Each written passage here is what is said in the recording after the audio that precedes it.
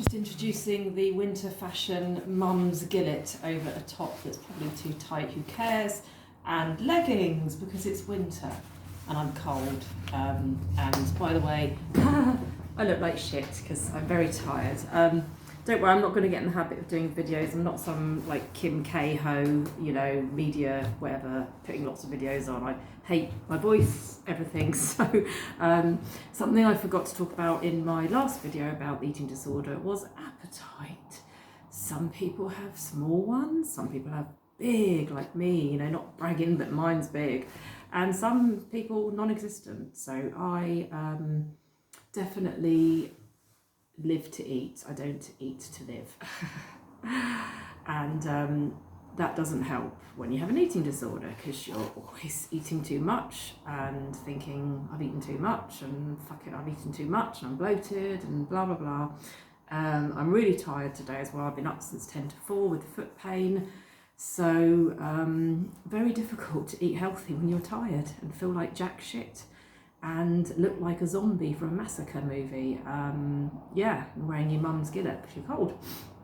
I got a sniffy nose. I just feel like crap. The skin looks like shit. Looks like diarrhea actually. There ain't no filter for this face today, sorry.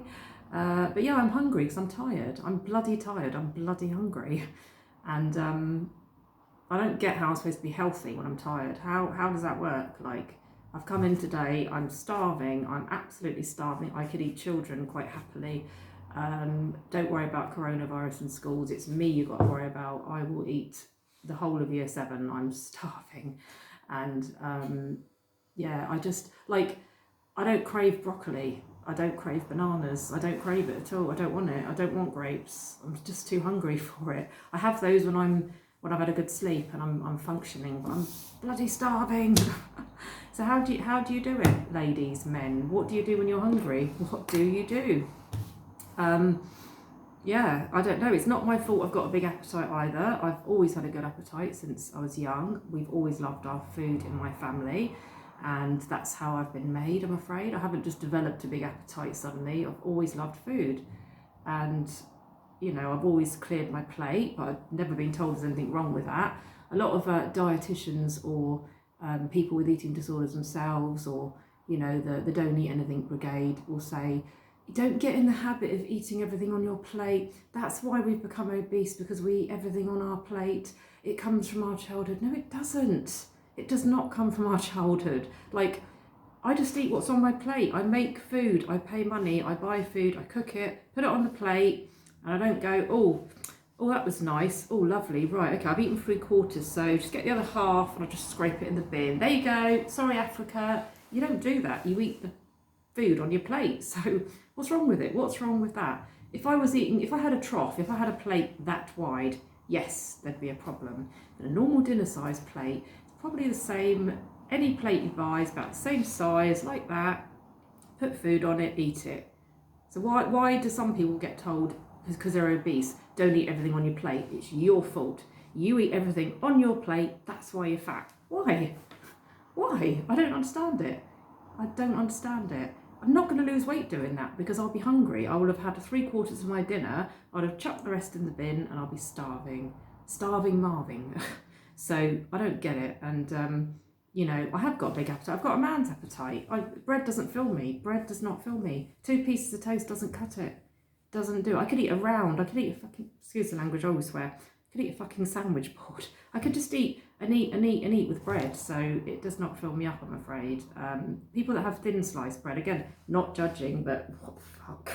Don't, anyway, oh God. And as for Melba toasts, nothing to say on that matter. Yeah, like if I had a cooked breakfast, vegan of course, I'd have to have like 3 sausages, 3 hash browns, loads of tomatoes, loads of tofu, 2 thick doorstep wedges of toast, loads of margarine, loads of mustard, probably some avocado, and that would fill me up to about lunchtime. I wouldn't go, oh, I can't eat anything now. I've eaten a big meal. I'm not going to eat anything now all day. Oh, stop it. You're going to eat something, aren't you? You're not going to have nothing. Some women will say, I will eat nothing now for the next 2 days because I've had a roast dinner, so I'm not going to eat anything. Like, You're going to eat. You have to eat. Don't be weird. Don't be weird. You need to eat. You've had a big lunch.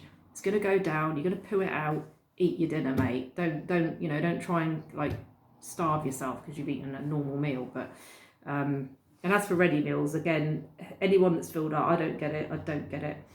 I've eaten cardboard. I have actually eaten the cardboard from the ready meal. I have eaten the meal and I've cried at the fact that I am dying of hunger, literally. So I will get the spoon, I will scrape all the disgusting sauce, and I will eat the cardboard that comes with it because I'm so starving. I will lick the plate. No one sees me at home. I lick cardboard. That's what I do because I'm hungry when I eat a ready meal. So it just doesn't work for me, I'm afraid. And in, January, everyone's going to go on a diet, aren't they? And it's horrible. I used to work with ladies who January would all be sitting there miserable eating their yoghurt. It's -1, mate, and you're eating yoghurt and you're cold and you're hungry, and I can see you're hungry because your face is miserable. You're like this eating your yoghurt, like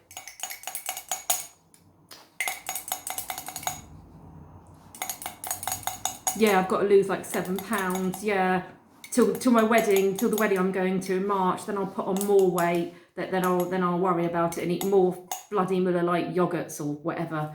And that's all they eat, yogurts. And then they eat porridge, eat something hot. Don't suffer, don't kill yourself. It's January, your body needs food. Stop dieting in January. Stop dieting ever. Like, don't do it. Makes you miserable. Then they used to go and get the chocolates from the locker. Oh, has anyone got any chocolates left over from Christmas? Because we're all starving, because we're putting ourselves under this ridiculous pressure to eat a small amount of food. If you're going to bring a salad in, bring a bloody fruit bowl of salad. Don't put a few lettuce leaves with a bit of couscous. Don't get started on couscous. But how do you even? Oh no. Can't even talk about that stuff. But don't starve yourself in the winter. But people are going to do it, aren't they? And I worry about Christmas. Every person who has a weight problem worries about Christmas because of the food. And it's really hard not to just go, fuck it, it's Christmas, in November and start eating mince pies. It's really, really difficult.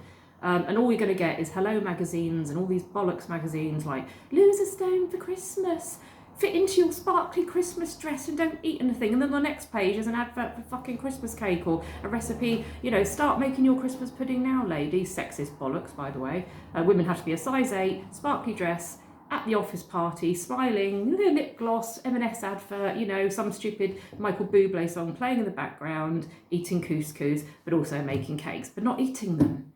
Fuck off. Sorry, I always swear, but when it comes to food and ranting, I do swear. So if you don't like swearing, sorry. So sorry, not. But anyway, that's all I want to say about appetite. It's very, very difficult. You've got a big appetite. Life is ruled with food. And yeah, never seem to be satisfied, but my tip would be find food that does satisfy you. I know it might be the bad food, but no food is bad. Don't make butternut squash brownies unless you really want to, because they won't fill you. You'll eat a whole tray, and you could have just had a normal brownie, vegan or whatever. You could have just had a normal brownie.